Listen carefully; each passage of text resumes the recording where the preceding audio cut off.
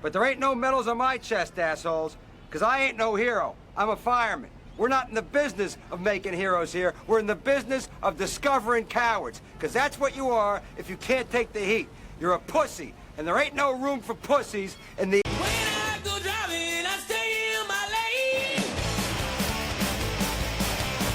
We're getting cut off, it makes me insane. Open the glove box, reach inside, gonna wreck this fucking ride. Guess I got a bad habit. I'm blowing away. Yeah. Got a bad habit. Yeah. It ain't gonna... So what's going on, everybody?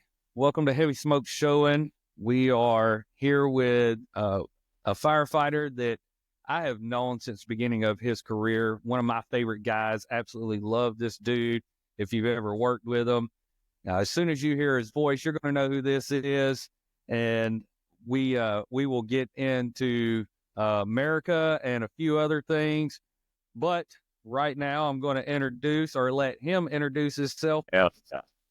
Everybody, welcome guest Pierce motherfucking Franklin. PMFF. What's going on, brother? What's up, Cam? How are you, man? Glad to be here. I hear that Toby Keith song Made in America, and you are always the first person that comes to mind when I hear that song. That song was written for you 100%, and nobody can tell me anything different. Well, I appreciate that there, Cap Owens, and R.I.P. Toby Keith, man. Gone too soon. Hell of a legend of a country singer. He is. And every time we go to Nashville, we always have to get them to play some Toby Keith songs. You damn right. Matter of fact, I was in San Diego with my fiance in July for America's birthday and sang some Toby Keith. Should have been a cowboy on karaoke. Gave them Southern Californians something to think about. I like it. And so since we're talking about your birthday and fiance and all this good stuff, nobody even knows anything about that. So why don't you go ahead and introduce yourself? Tell us a little bit about yourself, who you are, where you're from, service history, all that good stuff. We'll dive deeper as we go. Well, it sounds good, Cap. Happy to be here. Well, my name's Pierce Franklin, more affectionately known around DeKalb County and as PMF squared or Pierce motherfucking Franklin. Originally from the great state of West by God, Virginia. Lived there until my early 20s. Started military service in 2005. Well, let me back up real quick because I'll give you a Cliff Notes version. I was one of those kids that never outgrew chasing fire engines, and got into fire service in the year 2000, the age of 15, as a volunteer. Did that for about 9 years. Loved it so much I wanted to make a career out of it, but I also wanted to go to the military. I'm the son of a full-bird colonel. Active duty Army during AM, and then Air Force Reserve. So I knew my path was going to intersect with the military. So I joined the Air National Guard as a airport firefighter in 2005. Did that full time as an airport crash firefighter in Martinsburg, West Virginia from 2005 to 2009, and then ended up in Tucson, Arizona in 2009. At a F-16 fighter base, did that in the Guard and and a full time as a civilian. But I was always hungry for being a civilian fireman. That was my main focus. I wanted to be in a big city, a big county, super busy, amped up. And, I remember, Cap, as a kid, being from West Virginia, I grew up in the woods, I'm the parents of, I'm the son of two Irish Catholic immigrants from New York City. You grew up in rural West Virginia, and I remember watching videos of DeKalb County. I said, and I didn't know how to pronounce it. I said, them boys in DeKalb County, Georgia, they can fight fire. And I got hired after I left the Guard. After I got out of the Air Guard, I got hired with Chattanooga Fire Department, terrific department. We went to a lot of fires, but then I saw DeKalb County was hiring, and I said, that's where I need to be. I'm too amped up. I'm too high strung. And I got hired in 2014 and coming up on 10 years with the DeKalb County Fire Rescue in September of this year. Very nice. To be here. That's going to be awesome. Seeing you get that 10-year pin. I remember when you first came in, got to work with you at Station 19 for several years. You, Lockridge, and Harrison. Yes, sir. Went through Pump Pool together. I was Right. glad to kind of be your DO and help spread some kind of knowledge. I don't know how much I actually did, but Well, like I told you, Cap, you definitely did. I'm kind of like Forrest Gump. You like Forrest Gump's mama. You got a way of explaining things that I can understand. well, I'm dumb as a sack of rocks, so I like to break things down easy because that's the only way I understand them. But so You and me both. military, you said you did Air Force, Army National Guard as well. That's So, yes, sir. So I did Air Force from Air National Guard full time from 2005 to about 2012. Had a 7-year break in service, but I was still hungry for more. The way I thought, many fine American men and women have served in Iraq and Afghanistan, and I'm like, you know what? It was my turn. So, still had the fire under my belt. In 2017, I enlisted in the Georgia Army National Guard. Went to basic training again at the age of 33 and graduated in May, and then had a straight ticket to Afghanistan later that year. Yeah, I remember you leaving. We were worried about you, but we tried to make sure you always had plenty of stuff sent over to you and little care packages. But man, how awesome!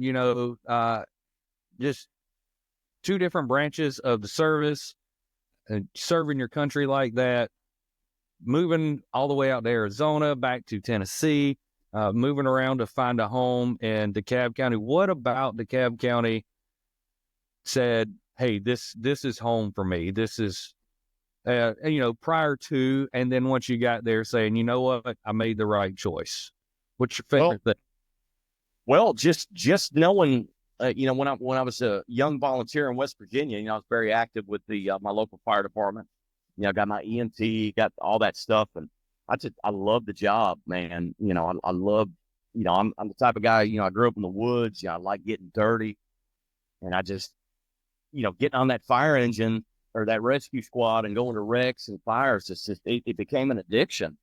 Like every young man or woman who's, eager to join the fire service, I started watching YouTube videos. That was probably when YouTube came out back in, I don't know, 06, 07. And somehow or another, I bumped into Georgia and Atlanta and saw all of the DeKalb County, the OG DeKalb County videos. I said, man, them boys fight the fire in DeKalb. I said, one day I'm going to end up there. And fast forward, a decade later, 2014, I'm starting the academy with DeKalb. Let me tell you something. It was some rough living for the first few years because I probably made the same amount of money you did starting out, but it's been a blast ever since. I mean, I feel like in almost 10 years I've done everything I could ever want to do as a fireman and then some 10 times over. Ain't nothing like it. Very nice.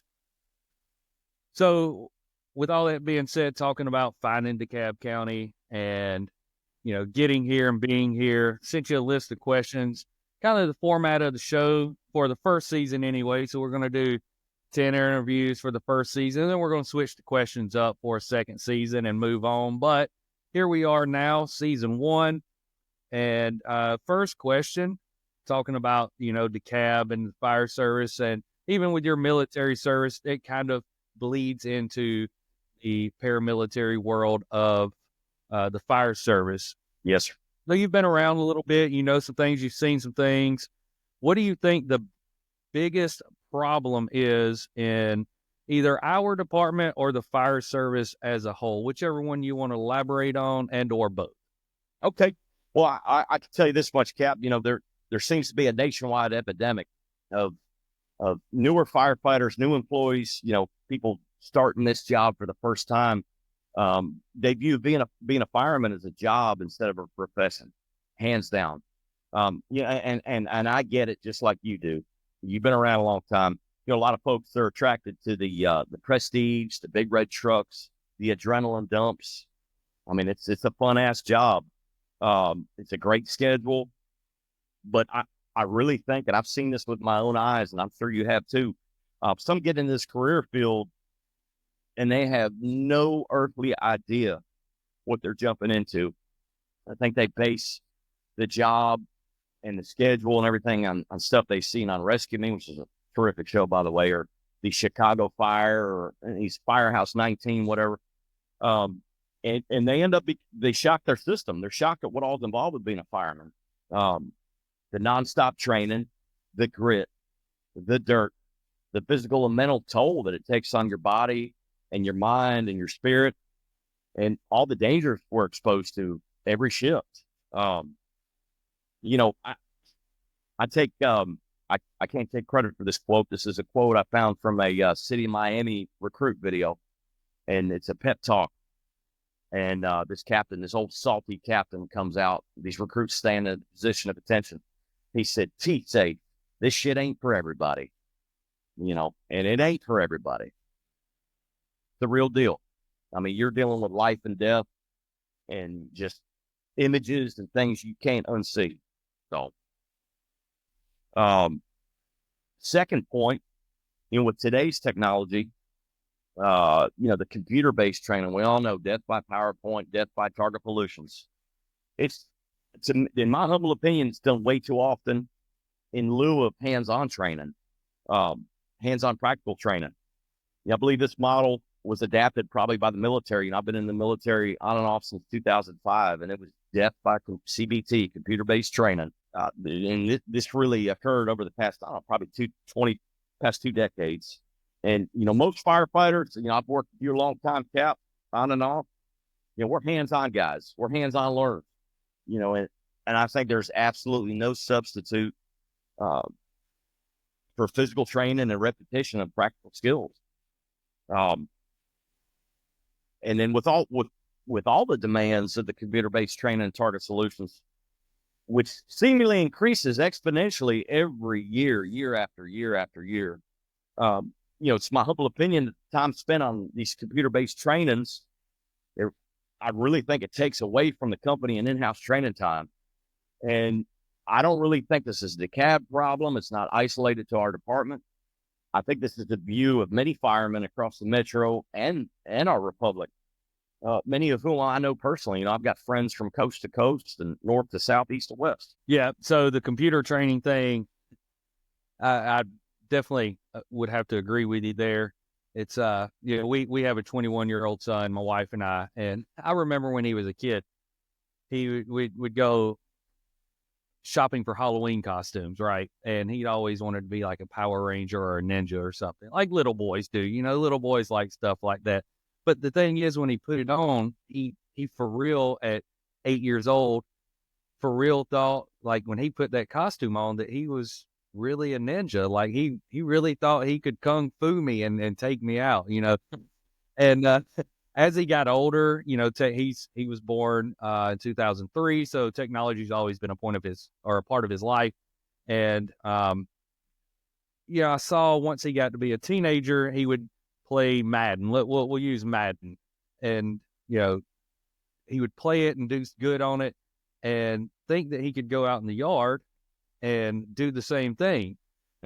And that's my only fear with the computer-based training, right? Is that you get on there and you do a computer-based scenario of a structure fire, of commanding it, and a size up, smoke reading. And, you know, you think you can do it, and then you get on scene and it's completely different. Now, I'm not saying computer-based training is bad, but yeah, I think we do too much of it and not enough hands-on. I think we have not lost, but we are slowly losing that art of hands-on training.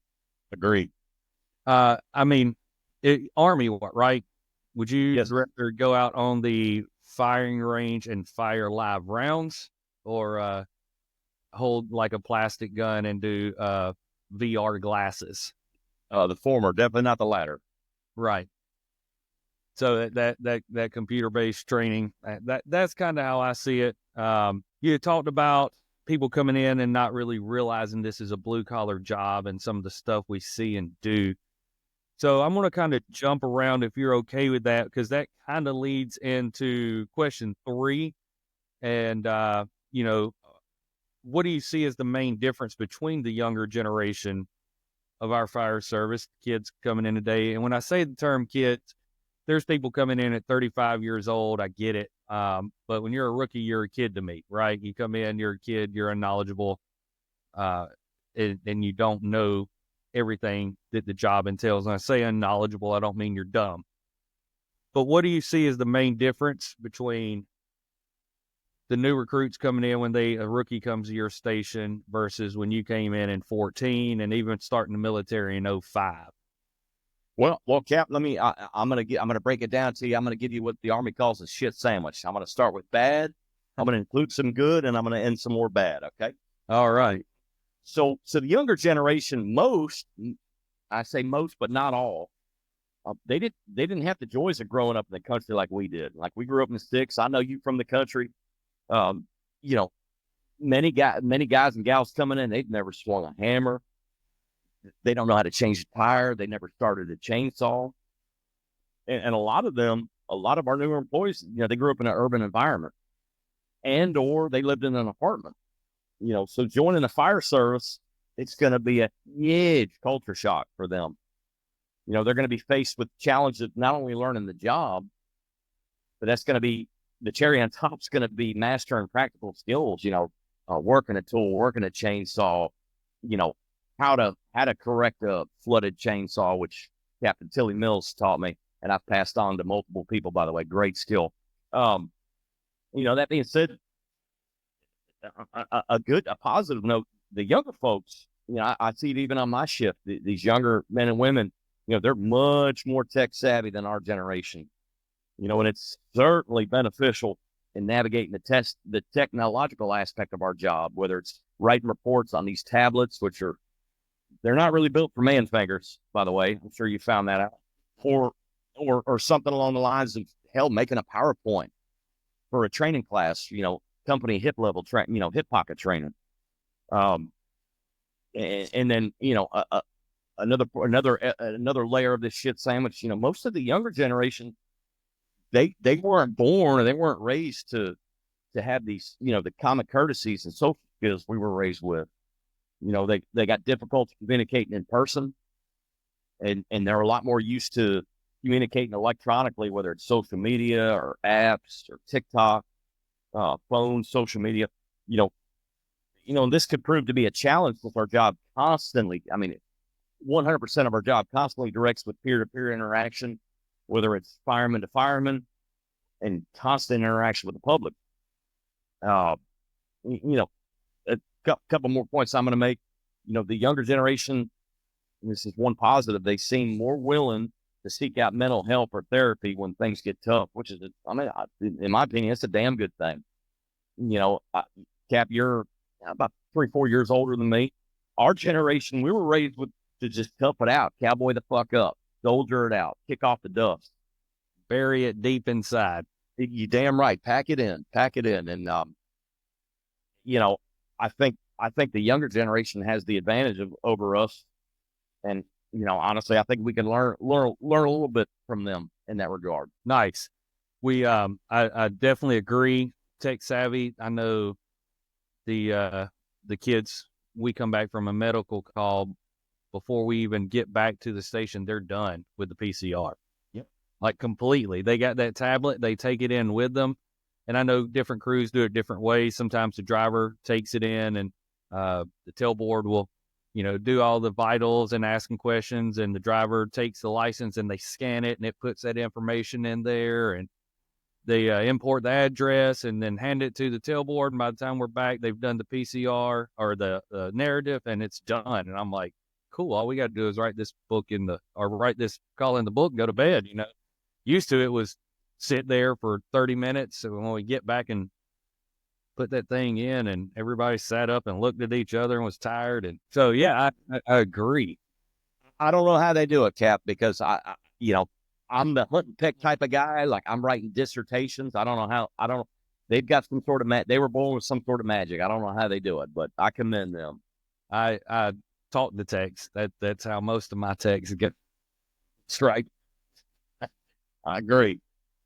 So you talked about the mental health thing that they're definitely more willing. And man, I agree. How do you maintain your mental and physical health in such a demanding and tough job? The things we see, the things we go to, it's an intense profession. You ain't lying. It ain't. Like I said, T-safe, the shit ain't for everybody. You know, and what you alluded to, this is an extraordinarily physically and mentally demanding job at times. Not all the time, but a lot of the times. You know, me personally, I'm not really one to talk about myself, but, you know, just as an example, you know, I've got a little time in the fire service. You know, as I've gotten older and suffered injuries over the years, you know, whether it's busting my head open at work or breaking my femur on Army duty or breaking my wrist. You know, I mean, we're old. We got wounds. You know, we got battle scars. Me personally, I constantly have to worry about what I eat and how much I eat. I mean, you've worked with me a long time. You know, sometimes I go thin. I'm kind of like Oprah Winfrey. I'll be thin and then I'll turn into a chubba but then I'm able to get rid of it quick. And it takes discipline. You know, on shift, especially nowadays, I almost always find time to work out on shift. You know, most of the firehouses in DeKalb County and probably metro-wide are equipped with terrific gyms. You know, whether it's something high intensity punching bag, I call it the beat lab. You know, we do some violence in that beat lab. One of the captains on the other ship wanted to throw it out. I'm like, no, sir. And I'm like, well, we're going to find a place. We got to find a home for this body bag. Or going in the gym and doing a full body workout, you know, with stretching, calisthenics, weight cardio. You know, but there's a balance though. I've learned the hard way. I've done some of your CrossFit workouts on shift and about died on some fire. So you got to find a balance. You got to pace yourself, save a little bit of fight for these streets because these streets are mean and unforgiving. Yeah, you know, as far as on shift working out, it's like I tell the other guys in my firehouse, the hardest part about working out on shift is getting in there. Once you're in there, you're good to go. The battle's over. Get your workout, get in, get it done, rehydrate. Days off from the fire department, you know, I'm guilty as charged. I'm one of them firemen that work 700 part-time jobs. You know, they prove challenging because of all the side jobs, but you know, having your own gym equipment, you know, I've got my own body bag in my workshop, and I try to get in that gym whenever possible and just maintain that diet. And then another point I want to make, as far as maintaining mental and physical, you know, more the mental aspect. You know, DeKalb County, Georgia is blessed. I think we're only one of the metro departments left. Correct me if I'm wrong, Cap. They get a Liberty Day or some other departments call it a Kelly Day. So as the DeKalb County firefighter, you're getting a 5-day break every 27 days. So, you know, once you're getting your shit pushed in, you know, some more than others, at that 27-day mark, you're getting 5 days off, you know, that's when I tell the newer firemen, you know, I ensure that 5-day break, the 5 days off are used for R&R. You know, planning vacations, spending time with loved ones, family, kids, stepkids, you know, being in the great outdoors, fishing, hunting, if that's what you're into, running, biking, you know, whatever your hobby is. And we've got terrific weather here in Georgia, you know, and that 5-day break's a great block of time to recollect and rest. Yes, I agree 1,000%. That Liberty Day, every 8th shift, every 27 days for me is a deal breaker. Like that is the one thing I never go to another department because of. And people, and for whatever, look, everybody has their own reasons for why they do anything. I'm not bashing anyone here. We have people leave our department, go to another department because they're making $10,000 more a year. And let's just say, we'll use numbers, just a random number, $60,000 in DeKalb, then they go somewhere else and make $70,000.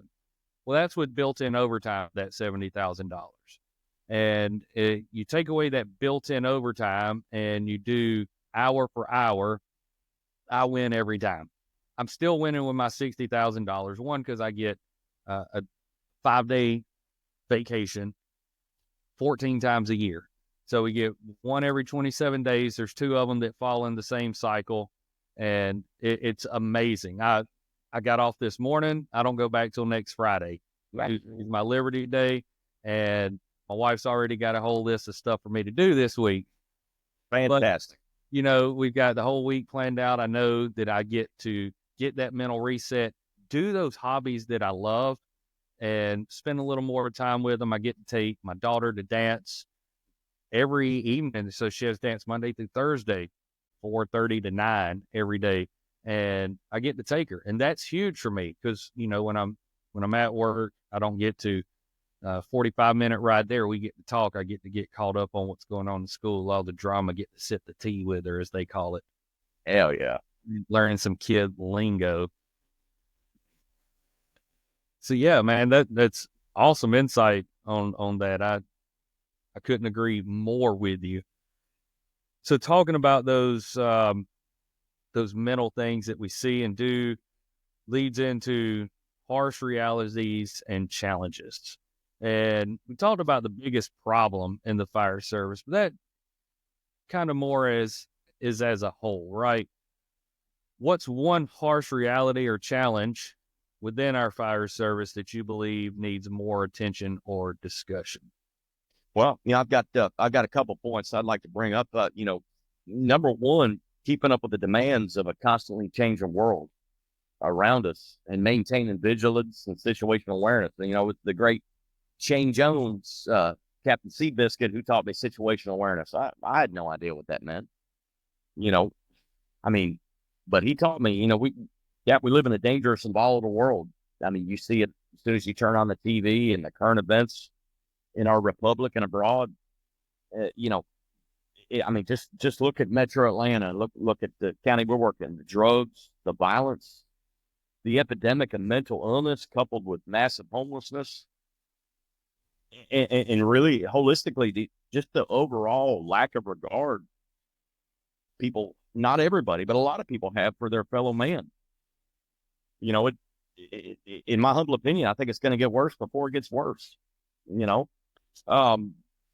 Second point, we have a lot of seasoned firemen and company officers over the past, just in the past 3, 4, 5 years that I can remember. They're reaching retirement. They're hanging it up. They've reached Valhalla. They've reached their 28, 30 years or whatever magic number they're at. They're retiring at an alarming rate. I got in the field in 2014 and I got the privilege to work with just absolute legends, guys that have just lived, eat, ate, and breathed this stuff for almost 3 decades. Most of the legends in this department who raised us, you got your teeth cut at 19, just like I did.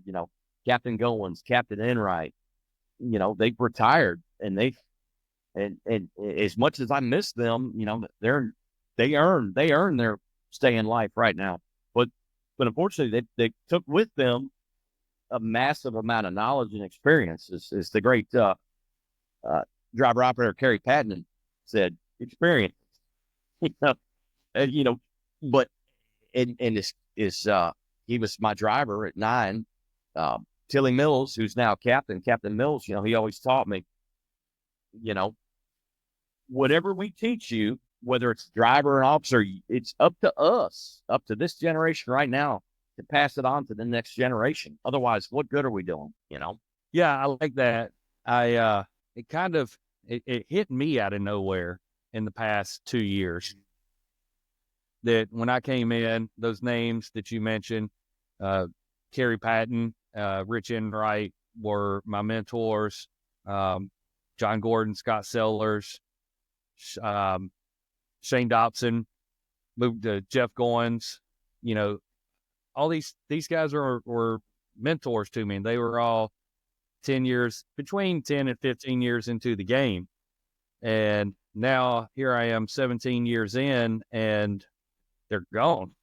With except, not John Gordon's still there, but a battalion chief, right? I don't ever get to see him. I get to see him in passing in the mornings. Scott Sellers is now operations chief of the whole department. You know, still a mentor of mine, but I can't just reach out to him like I could when he was, you know, an FAO. You know, I can't just go to him like that. And Rich Enright, Jeff Goins, retired, both of them, absolute legends. Love those guys. Learned, Amen, from them. Kerry Patton's still my driver. He, you know, raised me. He is my biggest and most influential mentor that I've had of all of them that I've had. Love that man to death.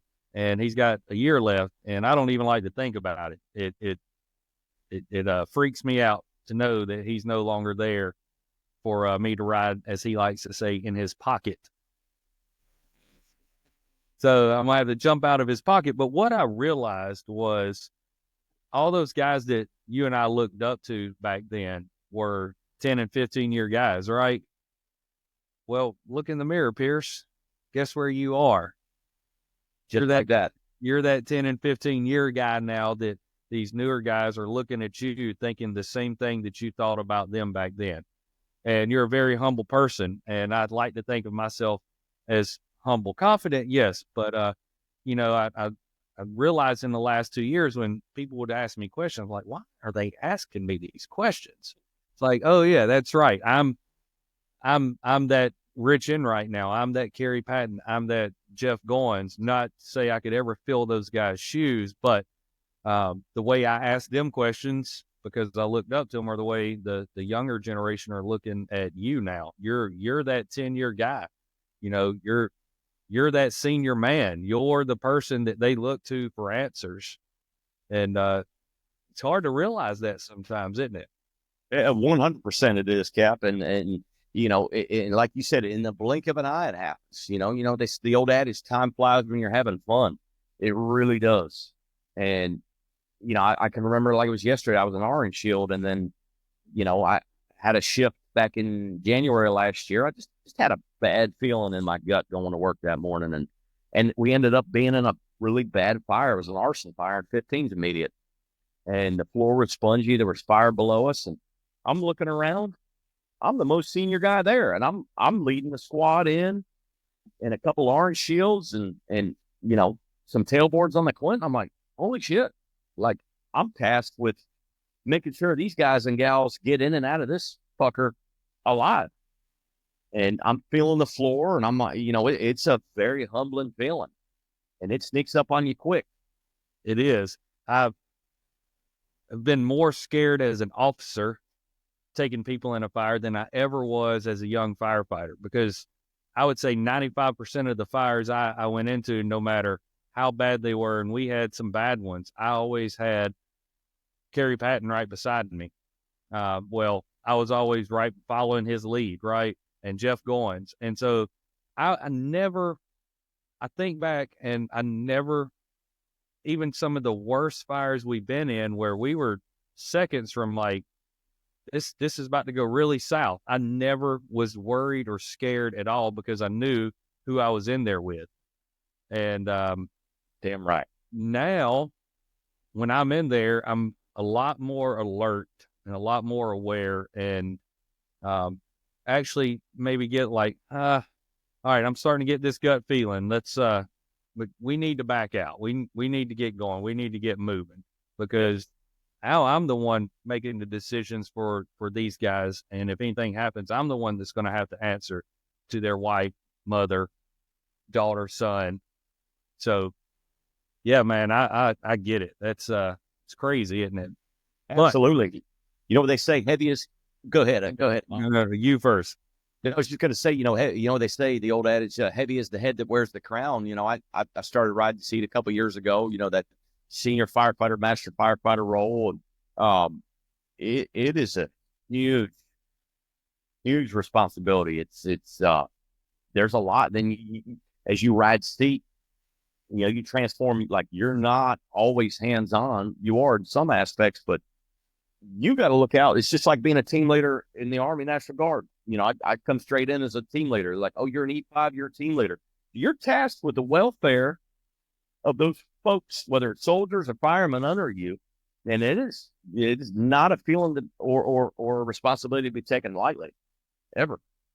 No, it's not. And that being said, I cannot think of a better person who I would like to see as that senior man being in charge as you, watching you grow, watching you come up. And I cannot tell you how happy you said you started riding seat a few years ago. That first time I heard you on the radio when I came back to B shift, I was gone from B shift for 2 years because Chief Mo, made me go with him everywhere he went his entire career. So, Right. Mo, if you're listening to this, thanks for dragging me around with you. So, and he got transferred to B shift or C shift on car 7. He took me with him when I got promoted. I came back, and I think it was my first or second shift back. I heard you on the radio, and I was like, that's dang Pierce motherfucking Franklin on the radio. He sounds good. I was loving it, man. Well, I appreciate that. I had some terrific teachers, and you some of the names you mentioned, Captain Goins, Captain Enright, Kerry Patton, you. I mean, we've been in some shit together. Like I said, I had some good teachers. I mean, I can just count on the two fingers, well, two hands, excuse me, some of the nasty wrecks we've been on together, and extrications and fires, and it's what everybody could say good job, this and that, but a lot of us had some good mentors and good teachers. Yep. Speaking of that, based on your experiences and insights gained throughout this last 10 years, what's the most critical advice you would offer a new or aspiring firefighter entering the service today, whether it be DeKalb County or Denver, Colorado, wherever it is? Well, Cap, I've got a lot, because a lot of this stuff was school of hard knocks and learning the hard way. Before I forget, first order of business, because I'm one of those guys who, I've been known to sweat a lot, just a little bit. It's hot here in Georgia, and some of us are moister than others. The humidity is high. Ain't no joke. And I'm down here in middle Georgia, and it's tenfold.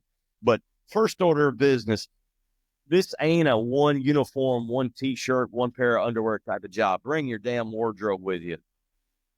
Because I can tell you, we the old joke on B shift was, well, we determine how busy we are with how many shirts Franklin's been through, because he sweat through them. Have an extra set of toiletries, have your gym stuff, keep it at the firehouse or keep it in your go bag, completely separate from your home stuff.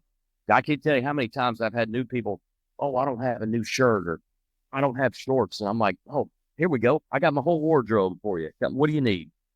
So, but on a serious note, and some of this stuff's really important. And, I'm going to get into what happened to us what happened to Quint 19 on 85 this morning.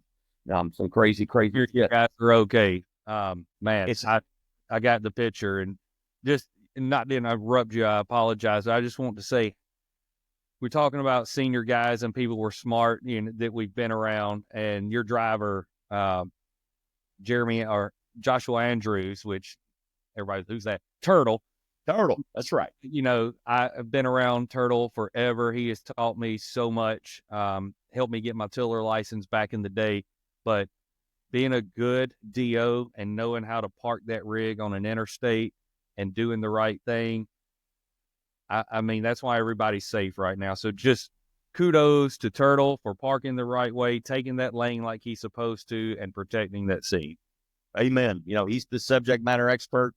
And, I was on the hazmat that morning, and, that we got dispatched, going to this call. We didn't even know Quint 19 got hit. They were on a separate wreck. And, we were just so relieved that everybody was okay. And I gave Turtle a little fist bump. I said, hey, man, I said, good fucking job.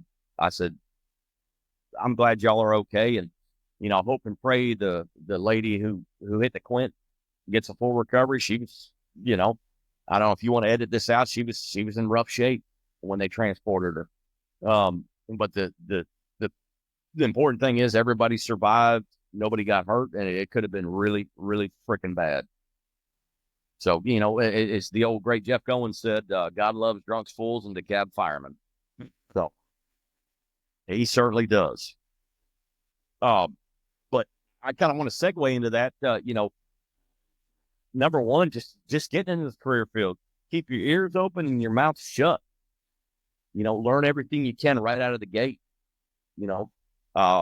When it comes to firehouse life, be the last one to sit down and the first one up to wash dishes after meals. The broom, mop, and the toilet brush are part of your essential equipment. And I get it. People get lax, they get lazy and stuff. But, especially as a newer fireman, like you got to earn your keep around here, man. I see it at 19. There's 7, 8, 10-year guys are still scrubbing toilets, but as a new person coming in, just stay humble. Keep that trap shut and keep them ears open, because you're there to learn and absorb everything you can. A big thing I've seen, and I'm sure you've seen it as well, Cap, over the past, probably several years, introduce yourself to every fireman or officer you encounter. I'm sure soon to be Captain Garcia will tell you the story about how I introduced myself to his ass 5 times. He's like, bro, I've met you 5 times. But that's important. Look the guy or the gal in the eyes, shake their hand and be respectful, and I really think it's a lost art, because a lot of younger folks, they don't practice this courtesy anymore.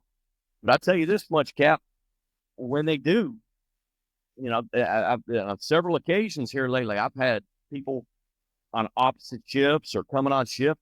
They go out of their way to introduce themselves, and you're going to stand out as a new recruit or a new firefighter. You're going to stand out because it's a lost art. And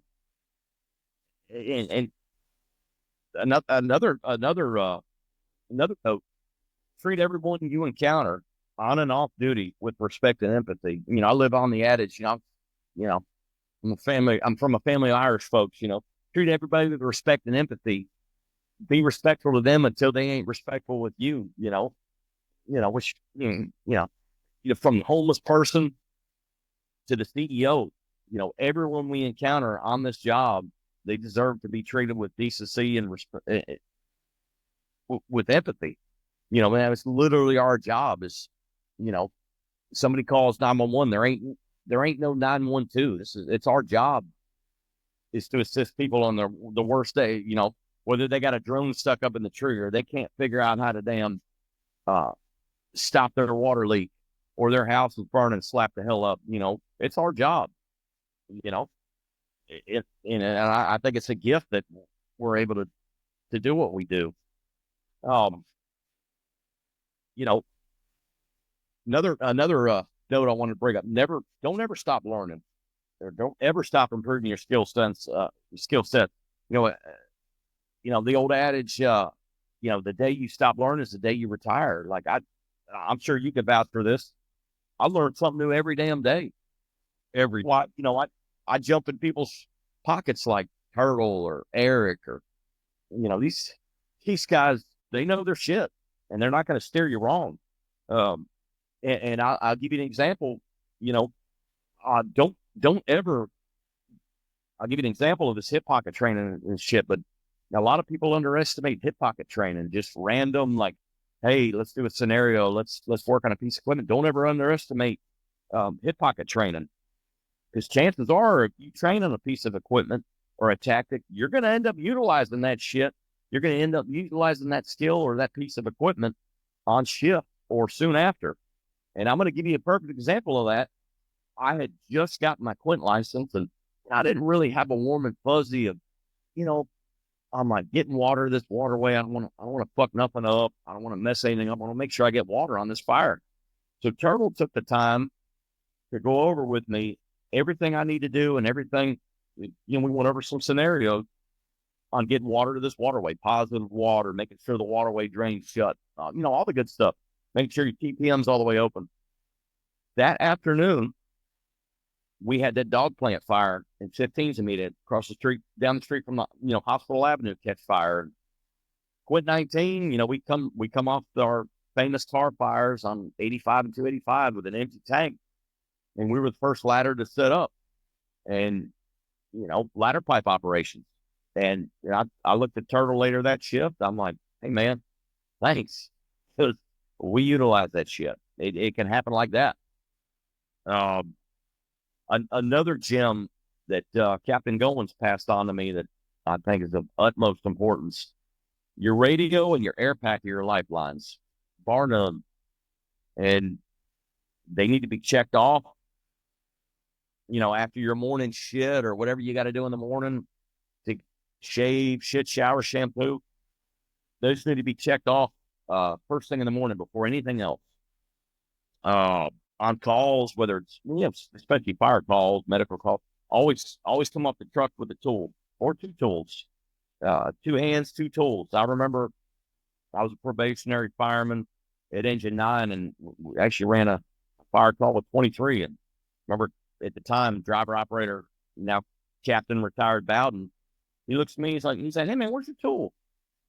And from that day on, I never came off. After my driver, now Captain Mills, gave me a browbeating, I never came off that truck without stuff in my hands. Keep your head on a swivel. Never, ever, ever. We talked about this with what happened on I-85 this morning at about 01:02 in the morning. Never, ever, ever turn your back to traffic while operating on car wrecks and medical calls on the highways, especially the interstates. I mean, it ain't no secret. DeKalb County, Georgia has got a metric fuck ton of interstates. You got 285, 675, I-20, and parts of 75 there into Henry and DeKalb counties. It's possibly the most dangerous and unpredictable environment we work in. Thousands of people, they're trying to get from point A to point B in the metro on these streets. They ain't worried about you. Matter of fact, they don't give a shit about you. No, they do not. Yep. And we talked about what happened to Quint 19 this morning on a wreck. They were out there doing their job, checking for patients, checking for ejections, and what could have been catastrophic and tragic was mitigated by the driver, the way he parked. And we hope and pray that the gal who hit Quint 19 makes a full recovery. And I know you could probably vouch for this as well, Cap. I know several people just off the top of my head in our department, they've been hit while operating on the interstate and the highway, and it happens too often. It does. Definitely by far the most dangerous call we could go on is on those interstates: 85, 285, I-20, 78, 675. I'm pretty sure we have the most mileage of interstate in the metro Atlanta area as far as how much, if you measured it all out. Whatever I'm trying to say. Again, dumb as a sack of rocks. But we have the most interstate totaled in DeKalb. And, we go out on these wrecks and we park the engine. People get out and they don't think nothing of it. It's where we need everything you said: head on a swivel, doing the right thing, making sure that you are following everything you learn to a T every time. Like parking, you could get lazy and lax and just pull up and be straight and, half-ass take a lane, but you can't do that on the highway. No, sir. Here a long time. I think he's coming up on 20 years. And, if he's not at the 20, but he could have been lazy and just pulled up and parked. He still did the right thing. All the little stuff matters. All the Frankie Barber said it. And he came in as a rookie, and the old OGs harped on everything, and he found out that everything matters. Every button, every snap, every on your turnout gear, every pre-check, every procedure that you do is done for a reason, and it matters. Yeah, absolutely. And to segue into doing the right, you just hit on doing the right thing. You must have read my mind, because that was my next thought, was doing the right thing. Integrity is a big thing in this job, in this career field. Wise man once told me, I was a seasonal wildland firefighter in western Montana, 03 and 04, my first crew boss, and I'll never forget this quote. In regard to integrity, we do the right thing because it's the right thing to do, not because it's a policy being shoved down our throat. As firefighters and EMTs, we're held to a higher standard, whether in uniform, out of uniform, on or off duty. And, I think it's of utmost importance not to lose sight of that. We're held to a higher standard. We have to conduct ourselves as such. That being said, getting into fitness, got to stay in shape for this job and stay in physical shape and take care of your mental well-being. I had an old battalion chief in Chattanooga for 2 years, and had an old heavyweight boxing. He used to be a Chattanooga cop, then he become a fireman. He gave me a great piece of advice. He said, Franklin, he said, try your damnedest to work out and catch a little nap every shift. It's going to keep you young and it's going to keep you sharp. And, we're a busy department. We're on a handful of calls. Well, I'm sure people know, you're not always going to get an opportunity, but, you're going to, most of these firehouses in DeKalb, you're going to be either up and down all night, or you're not even going to make your damn bed. So I think it's important to take a little break, but also at the same time, make sure your fitness is maintained. Get in that gym, work on that damn body bag. And thoughts on fitness? Absolutely. This is your wheelhouse now. A fat, out of shape fireman is nothing more than a fireman on paper, plain and simple. And now, that being said, I don't think guys should be bodybuilders or fitness models. I just told him this yesterday, so he won't be upset. I use Nick Ellsworth as an example all the time, and people that know him know what I'm talking about. Those that don't, I'm sure you have. So Nick's a bigger guy, but Nick, nothing jiggles on Nick, nothing. He's a bigger fella, but it don't jiggle. It's hard. You poke Nick, it's gonna bend your finger. Yeah, right. Nick will outwork a lot of people. He's a physical guy. He works on his days off nonstop. He owns his own business. And so I'm not saying a fat, out of shape firefighter is just somebody that's overweight. What I'm saying is you have to get up and move on your days off. If you're one of these guys that do 48s and you go to a slow department and you lay around and sleep the next 24 hours, your health is going to suffer. Yep. You have to get up and move. What I preach is 20 minutes a day. I need 20 minutes of vigorous movement every day. And if you do that, you'll look better, you'll feel better, you'll perform better. I've got all the studies to prove it, and I'll do a whole show on that one day. Damn right. And then I can vouch for that too. I've done some of your freaking CrossFit workouts. It ain't no joke. I don't expect everybody to be that intense. 20 minutes a day though, moving.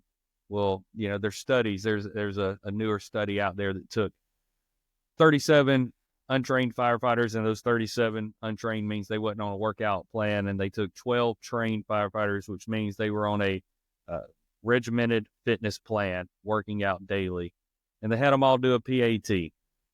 And the 37 untrained did the PAT once, and the trained did the PAT once, and then did it again fatigued. And what they found was those 12 firefighters, the second time they did the PAT fatigued, still beat the 37 untrained firefighters by 70%. How about that? So about that? Yeah. Put that in your pump and blow it. Put that. And who does that benefit? It benefits no one but the citizen. If I can perform better fatigued because I work out all the time than someone performs unfatigued, I'm going to get to that citizen faster. I have a better chance of getting that citizen out. And that's what we're here for, right? What'd you wake up for? You woke up to come, and if somebody is in a situation to where they can't get themselves out of a dangerous situation and they may die or they are dying, it is our job to show up as mentally and physically fit as possible and mitigate that. That's why I wake up every third day. Could have said it better myself. Not for the t-shirt, not for any. Now, do I like wearing the t-shirt? Heck yeah, I think I got my 23 hat on now. Of course, I've got a union sticker on my truck. People probably seeing like, oh, that guy's a fireman. You know, they have firefighter tags, all that good stuff. But hey, if you don't wake up every third day to know that you're going to show up, and if the bell rings, you can go save a citizen's life, you're in it for the wrong reasons. Damn right. Damn right. And let me tell you something. People, you know, we run a shitload of calls in this county, and there are firemen and EMTs that do heroic shit every day. And I brought this point up at work. Could you imagine for, think about this for a sec, DeKalb County, Georgia, daytime population of over 1 million people. Could you imagine for 24 hours if there was no fire department, how many people would die? And it would be mass chaos. It would be. And so much goes unheard. They only see the stuff that the normal person only knows what goes on of what the media may put out, right? What apartment fire, house fire makes the news. How many do we go to that don't? How many of our firefighters and firefighters around the metro Atlanta area, we're talking Atlanta, Gwinnett, DeKalb, Newton, Rockdale, Athens, Clark County, getting out that far, going up north in Cherokee. And I know I can't name all the departments, but those guys show up to do the same job we do. That's right. And, you know, how many of them show up and do their job and it goes unnoticed, unheard? They don't care. It ain't got to be on the news. They don't have to have a chest full of ribbons showing that they did this, that, and the other. They don't care. I think I have one ribbon. One. Yeah. Well, it's like you said, most of these guys and gals that get up in the morning, they just want to get up and do their damn job. Go home safely the next one, 07 or 08 or whenever shift changes. Go home to their family. Go home to their wife and kids and boyfriend, girlfriend. Go to their other part-time job. But could make a news story out of something they did on that shift. Like it's legit. Like they impacted someone's life in that 24 hours. So, yeah, man, that's cool. I like everything you've had to say. I appreciate all the insight, all the opinions, all the knowledge. What's your favorite part of the job? Man, I tell you, I think my favorite part of the job is eating dinner at the kitchen table. Oh, it's great. God, it's great. It's fantastic. I like that old. There's an old documentary come out in 9/11. Is it Squad 252 and Squad We Trust, and maybe some old FDNY videos around 9/11. It's like the world's problems are solved at the kitchen table every night. It really is. It's just there's just something biblical about that. Breaking bread with your brothers and sisters. Now, beach just solves the problems best, but agreed. And we got some damn good cooks too. Damn good cooks. That would be my favorite. And then of course, nobody wants to see people shit burn up. There are a couple other points I was going to cover, but when you get when you're on an extrication, you're able to get that person out alive or put a stop on that damn apartment or house and save people's possession. A lot of, I think just in 19th Immediate alone, we have 38, 40 apartment complexes. When you're able to stop loss and stop people shit from burning up, that's the world. That's their world. It is. That's a great feeling. Or the cardiac arrest save, or, giving a guy lying in a pool of sweat epinephrine because he's having an allergic reaction from a bee sting, and you mitigated that problem, you and your crew, and that's no amount of money can replace that. It's an incredible feeling. There's an old battalion chief that used to hate. He was an assistant chief, and he retired, but he hated when people would take pictures after a structure fire or something like that, high five it, and hated it. I love it. Absolutely love it. Now, I have a different point of view on it. I don't think people are high fiving because they got to go see somebody's stuff burn up. I think they did it because they stopped what they did say, right? I've had people come to us and crying, thanking us. And not that we need to thank you, but it makes you feel good when they come and say, thank you for getting this fire stopped before it got to this one room. Because my daddy's granddaddy was in World War I, and this is the flag that he brought back that was in this room in a closet, and y'all stopped it from burning up. Or one time there was a Bible in a cedar chest that was 7 generations. Wow. Passed down through family to family, and the house burned up, 50% of it, but we stopped it, and that cedar chest was on the side we stopped. And they got to keep that 7-generation Bible to go on to an 8th, 9th, and 10th generation. That's why we high five after a fire, to say, hey, good job. You came in and did your job. And though something tragic happened to this person, and their stuff, we stopped it from being even more tragic. We gave them something to look forward to, something to hold on to, something to be happy about in a time of disaster. None of us want to see anybody in a car wreck. None of us want to see anybody's house burn up. But this is the world we live in. It happens, and we want to be. Did you lose me? Audio still there? Let's see. That's odd. I lost you there, Cap, for a sec. Good now. I got you now, boss. All right, 1 second. Check. Lima Charlie. You hear me now? I got you. How me? Okay, sweet. I don't know what happened. But we Must won't be the Twiggs County cell phone service. Nobody wants anything bad to happen. It's the world we live in. But when it does happen, we want to be the people there to mitigate it. Damn to right. help, to stop it. And, it's like I said, it's not because we want your house to catch on fire, but if it does, we want to be the person there to help you. That's right. Amen. Couldn't agree more. I mean, and it's terrific feeling. Like you go home at 07 and know that, you know what? Shit, me and my crew, we did some gangster shit. We fixed some issues. It was a great save.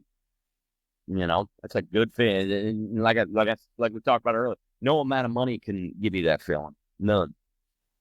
So thinking about that, going home and feeling like that, do you have and this wasn't a question I sent you, so don't feel on the spot, even though I'm putting you on the spot. They're all good. Favorite call or shift that you've had where you went home and was just like, I fucking love this shit. It doesn't have to be a call, just something at the station or story you want to share, anything like that. Yeah. I mean, there's quite a handful. Some of these, I mean, it's no secret, north of 78, and I-20 on the north side of the DeKalb, 19 is kind of in like I like to call it an island of badassery. We get to, we're a manpower house. We get to go to everybody's fire on the north side. And sometimes we get to tag along on the south side. We got some big ass apartment buildings. I know of one in particular. It was a Buford Highway apartment fire, and I had just gotten to 19, and shit was going awry, man. And, it was just chaos. And I remember Captain Goins was riding seat on that hazmat, and he gets there and he gets in normal Captain Goins fashion and starts yelling, shit is getting done. 24's there on the other side of this apartment building. We go in there. We're stretching lines. We're on the probably second or third floor. Heavy 24s on one side of the apartment. Hazmat 19. I believe it was me, Captain Lockridge, Captain Goins, and then probably Captain Monty Adams. We cut that damn fire off, and 24 cut that fire off, and we saved half that damn building. Cut it off at the attic. And we're dropping rock. He looks at me, he's like, don't you drop that rock until you got a line in place. And I'm still learning. I'm still learning now. And that was a good freaking feeling. That was a very memorable call. I mean, it was mayhem. You could see that. You probably see that header from outer space. Another one I could think of, actually, Captain Mike Carlisle. He was working with us at 19. I believe he was at 19 or he was working overtime. It might have been 5 or 6 in the morning that morning. There was a gal from the apartments across the street there on Mercer. she brought her husband over. He's like, help me, my husband, he's not breathing. He's not, something's going on. We go to check for a pulse, no pulse, not breathing. We pulled him out and we worked this gentleman on the floor of the engine bay. Dude had shockable rhythms, Captain Carlisle, Mike Carlisle, who's a paramedic. He gave all the ALS drugs, the epi, everything. He's got shockable rhythms. We got this guy back. It was a witnessed arrest from his wife. And that dude came back and thanked us 4 or 5 months later. I will never forget that because, most of the trauma codes and cardiac arrest we run, it's not a good outcome. But be able to see that and see the work that we did and the drugs that medic gave for this guy to come back and be like, hey, thanks. Y'all saved my damn life. I can go back to work as a high-end ship now. It's a good feeling. Very nice. So last question, and I know at 19 you're a little different, truck or engine? Man, I got to tell you, I like both, but at 19 we do a lot of damn truck work, man. I know that. I'll throw that in for you. Truck, engine, or manpower? I got to say truck. We've got a running joke here at 19 on beat shift, the old code for manpower rig 73. So we got hazmat 19 and we got Quint 19, aka Quint 73. I used to be perplexed at a Quint. I'm like, well, what the hell is this? Is it an engine? Is it a truck? Is it a tranny rig? But the amount of cool shit we get to do on that thing, you do get to do engine work. You get to do truck work, and I'm like you, Cap. I love the extrication aspect of it. Not so much the recoveries because it's sad. Nobody wants to see that. But being able to get somebody pinned in their vehicle and be able to pull them out and get them loaded up and get them to Grady or wherever they're going, it's a damn good feeling. So yeah, I think I'm, don't get me wrong, I love fighting fire and stretching hose, but I'm a truckie at heart. Oh man, I love it too. Hell yeah. There's a couple other nuggets of wisdom that I've given that I'd like to pass on to the newer generation. There's just a couple more. Yeah. I learned this real quick and I'm still working on it, and Cap, we talked about this earlier, don't, as a fireman in Metro Atlanta, and probably I'm sure this is a nationwide issue. Don't chase money.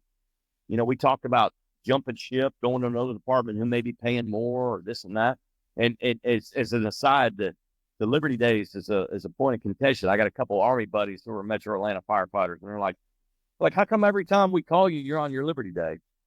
I'm like, well, life's hard being a gangster. We like our Liberty Days. The grass ain't always greener. You're a fireman, you're a blue collar, you're probably going to have to pick up a side job. Shit's expensive nowadays. I don't care what excuse the politicians or the powers to be, inflation, whatever it is. Man, it's hard out here, man. Captain Fred Poole retired. He said, don't stretch yourself thin. Don't ever rely on your part-time job to keep your head above water. And I think a lot of people have fallen into that trap. It's not a good feeling. It's stressful. A couple other things, we're firemen. We like to party. A lot of us are Irish descent. Go easy on the booze.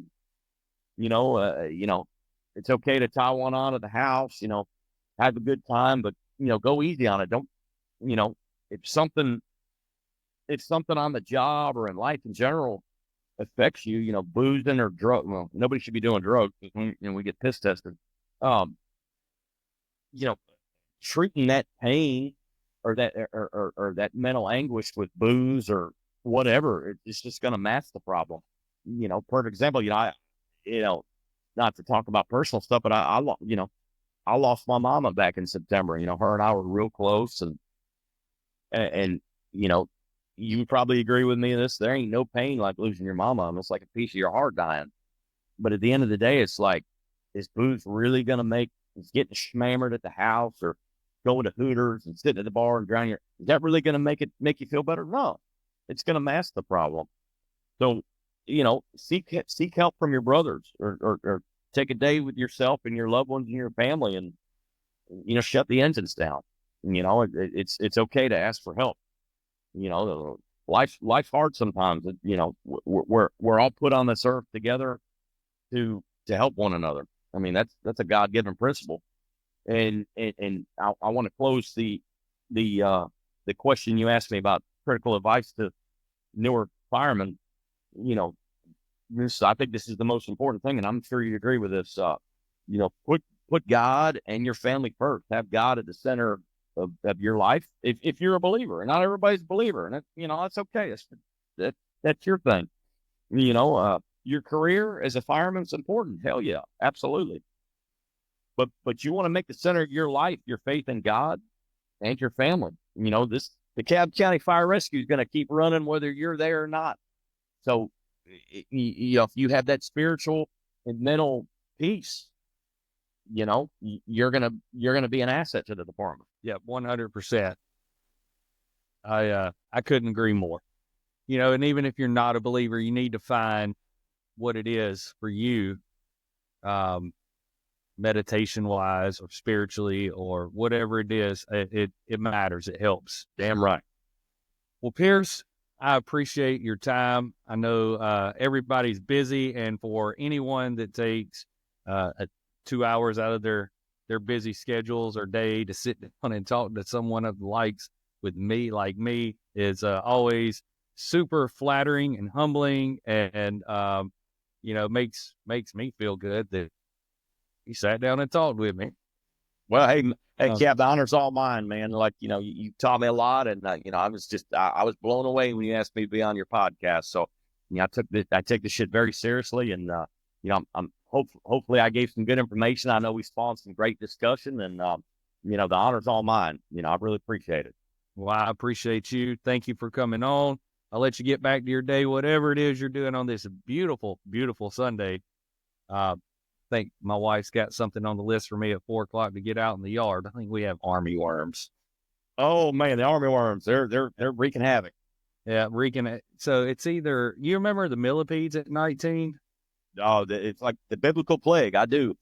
Yeah, they hit us hard earlier this year. So we had those, and then we had the Joros, and now we have the army worms. And I love living in the country out here in the middle of nowhere, but man, it ain't for the faint of heart, because these insects, they want your stuff. You damn right they do. Not to mention the recluses and the mice, and yep, they want in. Pierce, I appreciate your time. Thank you. I'm gonna let you get back to your day. It was great talking to you, brother. I love you, and y'all stay safe out there. Love you too, Cap. Pleasure's all mine. I really enjoyed it.